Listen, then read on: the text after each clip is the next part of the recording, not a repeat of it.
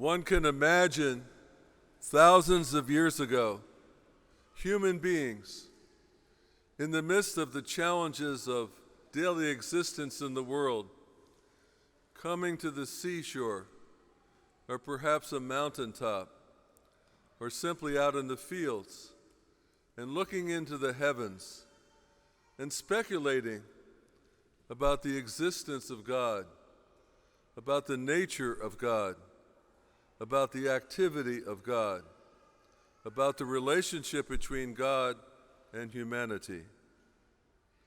We know from historical records that some results of those speculations imagine a multiplicity of God, of God's different functions, all given a kind of divine status. And there were some who thought that maybe there was a good God and a bad God that led to kind of conflicts and desires to get access to human intelligence. But then, as the great gift of the Jews, God was revealed as one, and they called that God Yahweh. It was a gift to the people of Israel, the chosen ones. And we, of course, as Christians and also Muslims, are the great religions that believe in one God. But then we discover in the scriptures that the three persons in the one God are revealed successively. First of all, the great Creator, and then the Redeemer, and then the Sanctifier. The creation of God the Father is looking out and trying to appreciate the simple beauty of nature, the rhythms of life, a recognition that there's something deep and profound if we could only make sense of it. The rhythm of the years, the recognition that the great gift of the Jews, which was the Sabbath, was a chance, at least once a week, as we do here today, to step back from our normal busy lives and simply give glory and praise to God, but also to reflect about God's presence in our lives. The creative power of God brought everything into existence, including ourselves. And then Jesus, as the great gift of God, was a function of the fact that human freedom was misused by our forebears. It's interesting, in the first 11 chapters of the book of Genesis, we see from the Garden of Eden the story of how different forms of sin began to prevail. And there was a hunger for a solution to the two great problems of humanity, sin and death. In the coming of Jesus, born of the Blessed Virgin Mary, Jesus, who had a relatively brief public ministry, manifested the power of the kingdom in the miracles he performed, in the wisdom of his teaching, and of course, in the end, his crucifixion and resurrection. But he told the people before he left them, his disciples, that he would give them the gift of the Spirit. They would be not left as orphans. And then at Pentecost, the Spirit became more manifest in the lives. Some of the disciples who had been afraid, easily intimidated by the crowds, suddenly became brave and courageous, even to the point of giving themselves up to a martyr's death. And the message that we inherit from the teaching of the church is that the three persons are equal but distinct, and they share together the oneness, the substance, the essence of God.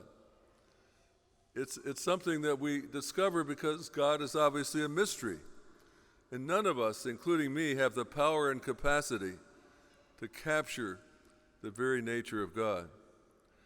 But we discover in the teaching of Jesus that the dynamic among the three persons is one of love. It's one of nurturing care for all of humanity. That the God who created us wants someday to welcome us back into eternal glory. And we look forward to the great banquet at the end of time, when we can be reunited with the members of our family, our friends, and all God's people throughout human history. So one thing we can do on this feast is simply glory in awe and wonder at that which has been revealed. But I want to suggest we can also, in all humility and through the power of the Holy Spirit, recognize our task in this world as in many ways similar to the manifestation of God. For example, the creative work of God. Every couple who in love look forward to the birth of a child and then assume responsibility for that child in a sense forever are sharing in a co-creation in the power of God's creative authority. It's something that is as close to what God did as we can do in this world, to have a child, to love it, to care for it. One of the nice things about this campus in the summertime is to see everything from infants to young children to teenagers enjoying the campus, coming for programs, and today coming for worship. We also recognize that we can share in the power of Jesus to bring forgiveness and care and tenderness into the world. We have a tradition in Catholicism of the corporal works of mercy, that those who are deprived of the basic necessities of life, those who carry heavy burdens of sickness or death, or the desire to bury in love and remembrance those who have been deceased, that's all been entrusted to us in the same way the spiritual works of mercy have. It's up to us to care for the refugee, to care for the homeless, to care for the members of our family who carry depression or difficulties of addiction, to recognize that we're the ones to do it in the here and now. And in that sense, we share that the power of Christ, who is manifest in his public ministry. And then we recognize that the power of the Spirit has given us distinctive gifts. Each of us is different. We can become leaders because we've been entrusted with that responsibility. And we can be behind-the-scenes people that make it all happen.